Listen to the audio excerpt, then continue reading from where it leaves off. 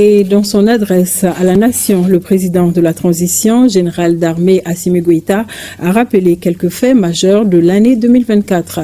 Il s'agit notamment des opérations menées par les forces armées pour la sécurisation du territoire, de la consolidation de la souveraineté ainsi que des inondations. Nous écoutons le chef de l'État. Par-delà le respect de cette tradition, le passage à une nouvelle année constitue une heureuse circonstance pour examiner ensemble les résultats de nos efforts communs, mais aussi de prendre conscience des grands défis à relever qui sont les nôtres. Je voudrais aussi exprimer ma compassion à l'endroit des populations qui ont été victimes des graves inondations de l'année 2024. En 2024, nous avons consolidé la souveraineté nationale par des réformes courageuses et des initiatives stratégiques.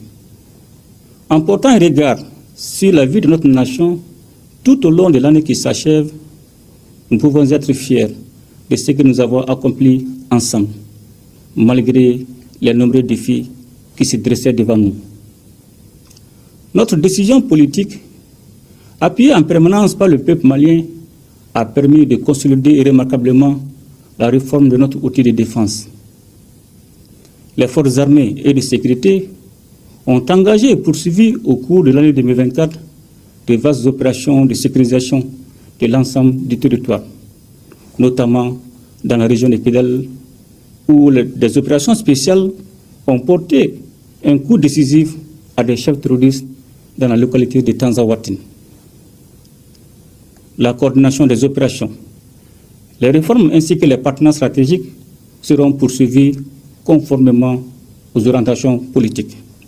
En ce moment précis, j'ai une pensée pieuse pour toutes les victimes civiles de la crise sécuritaire que nous traversons, à nos forces armées et de sécurité engagées dans les opérations et qui payent un lourd tribut pour la défense de la patrie. Et j'exprime la reconnaissance de la nation. Je voudrais également m'incliner sur la mémoire de tous les militaires qui ont consenti le sacrifice ultime.